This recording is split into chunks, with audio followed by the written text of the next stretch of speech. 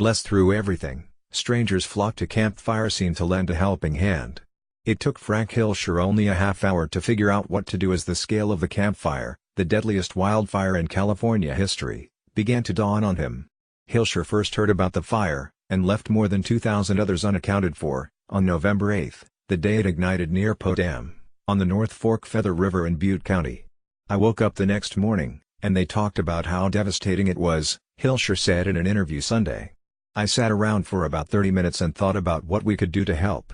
Hilscher, 37, owns the, which sells Asian-themed street food in Sacramento, the state capital. So he called up Alex Hayter, who manages the truck, and headed to a restaurant store, where he emptied out his business account.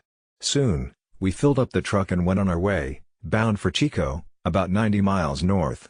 They've been going 24/7 ever since, handing out supplies and serving thousands of meals a day to victims of the fire from the parking lot of a Walmart, Hilscher said. "It's started to grow into its own animal. We wound up constructing a full outdoor kitchen, where a team that has grown to about 25 volunteers has served as many as 20,000 meals," he estimated. "It's grown so much bigger than I could imagine," he said. "It's crazy. The devastation has drawn all kinds of people from around the region eager to lend a helping hand, people like Chris Piacente of Alamo, about 10 miles east of Oakland.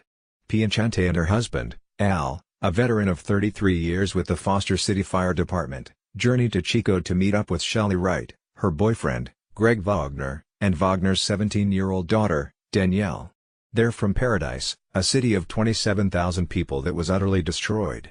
The Piacentes arrived with badly needed clothes for the trio. "Don't buy us Christmas presents," Piacente quoted her 16-year-old daughter as having said. "Use the money to buy family presents." Wright said in an interview that her brother lost his home, too, and is staying at their parents' house. She, Wagner and Danielle are crashing at a hotel. Both of Danielle's parents lost their homes, and she's just trying to cope, Wright said. But given their circumstances, she said, she and her loved ones feel blessed through everything. "It's been wonderful, the kindness and generosity of people," she said.